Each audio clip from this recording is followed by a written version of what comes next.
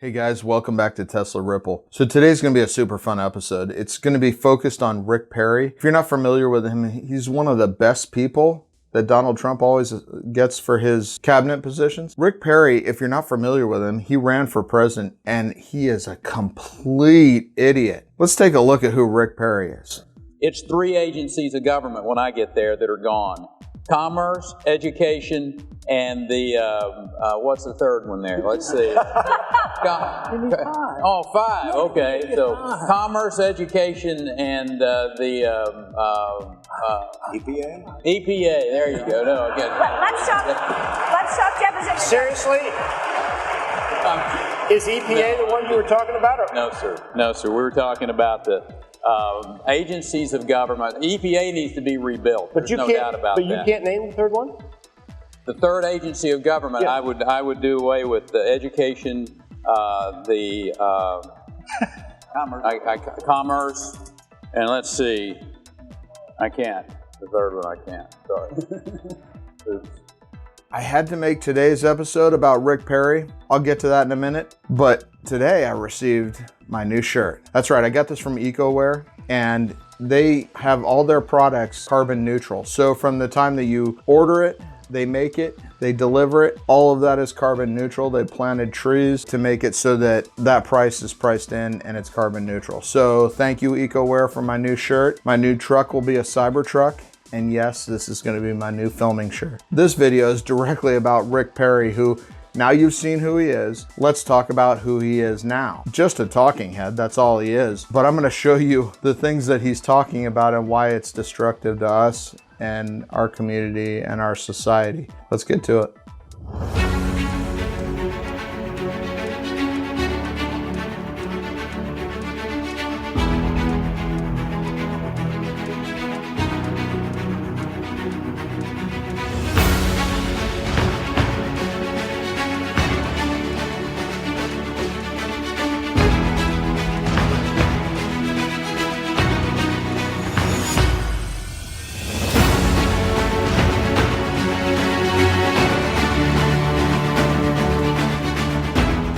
As promised, this video is going to be about Rick Perry. Here's where we're at right now. Rick Perry decided that he was a great Secretary of Energy for the Trump administration and helped with policies like making oil a bigger industry, right? Well, so I guess the purpose of it was that we should be number one. We should be the number one exporter of oil, be able to protect our European allies. We should have a good solid level of oil at home, be able to take care of oil prices here in the United States. By putting out more oil, we've now changed the dynamics around the world. And that's affected Russia and that's affected Saudi Arabia with the way that they run things and how much they can charge per barrel. So you can imagine that's going to have an effect on everybody's income levels. Well, the point was that we were going to try to be number one. Rick Perry did it. Yeah, we got to number one as the number one exporting oil country in the world. You can imagine the other countries had a little bit of an issue.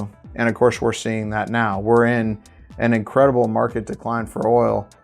Partly because of the current situation, the 19 thing that we're dealing with, but also Russia and Saudi Arabia are in a battle back and forth. They're just flooding the markets. I've never seen oil go negative as a value, but it did in these historic times. This is Rick Perry 6 months ago talking about what a great job he's done so far. Let's look. I had a number of things that I really wanted to get done before I departed and came back to Texas. Working on the LNG projects to where we're bringing American gas into Europe was a big part of that. Making sure that we had the MOUs done with Poland, with Ukraine, all of that process going on in the rest of the European Union so that they weren't being held hostage by that Russian gas. Woo! We did it. Yeah, man, we're just protecting our friends over there so they can't be held hostage. You wouldn't want Russia or Saudi Arabia to hold them hostage. I care about the prices at the pump here, right? I know that sounds rugged. I want to go fill the car up, the one that I have left that's going to be replaced by the Cybertruck, with cheap gas. I think we all do. The price of oil to be so cheap that you actually have to pay somebody to hold it, that is ridiculous. And no, it's not good for us. If you think for a second that when this thing is done, oil prices aren't going to skyrocket and they're going to come and take money out of our pockets, you're crazy. because the oil companies make a living off of profits. Oh, they're going to get theirs. Let's see what Rick Perry has to say 3 weeks ago about how well he's doing. We're so excited for him. Let's check in on it. This is about our national security. This is about Americans' ability to defend ourselves. If our independent operators who have led the shale revolution, who have made America the number one oil and gas producing country in the world, if we lost that, we'd go back to 1974, 75. I was a pilot in the United States Air Force in that period of time. I remember what that was like, where we were beholden to countries that didn't necessarily have our best interest in mind. Well, about the spigots of the fuel that was coming to us. We cannot afford that again. Of course. Okay, so wow, that got scary and dark all of a sudden, right? So now we're going to be beholden to other countries because we're so desperate to get the oil prices all set up.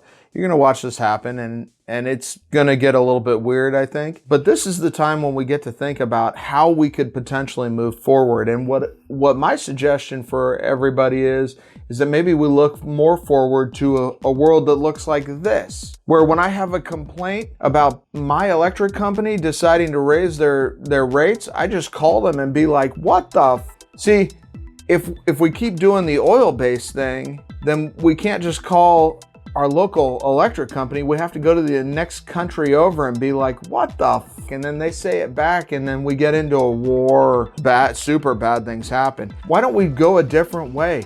We've got a stimulus package right now that we're looking down the barrel of, and we've got Trump actually talking about doing a package that would infrastructure that we could use to jack up our grid, make all of our systems run on batteries and high-tech electric stuff. And oh yeah, charge our cars. That way we don't have to go to another country and say, hey, price of oil is too high. I don't like it anymore. We could just fix it ourselves. Hey, I like that idea. That sounds like a really good idea, but let's see where Rick Perry is now. But stuff like that. Does the industry need a bailout? Does it need a bailout?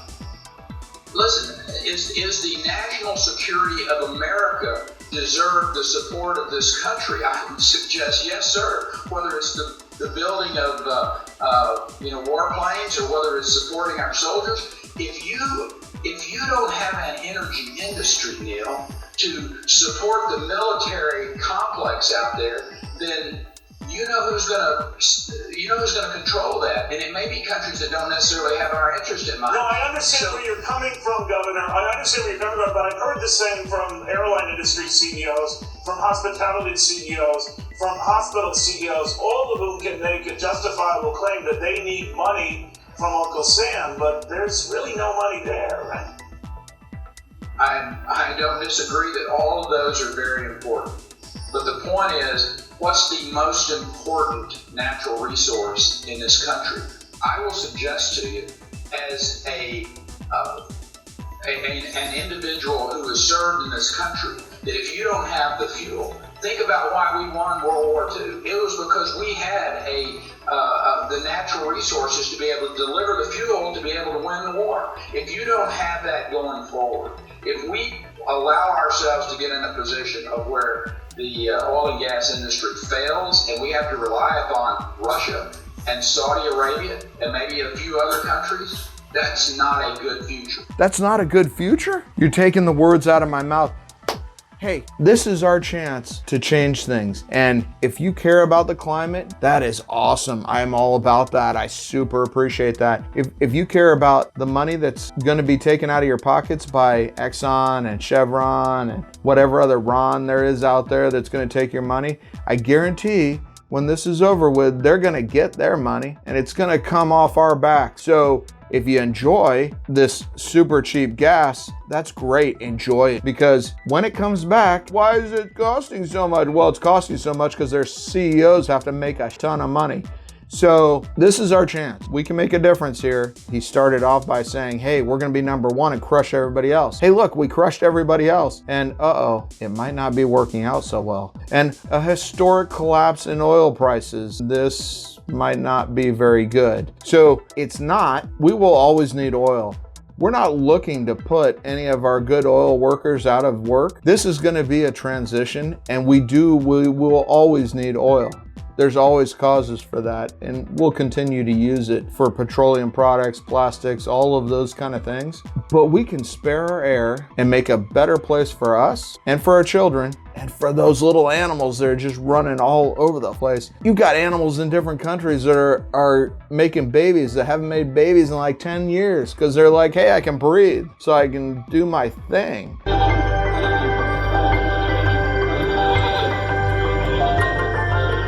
It's remarkable. Let's take this opportunity. Let's change things. With that, this is me making my ripple here at Tesla Ripple. Go find yours. Cheers.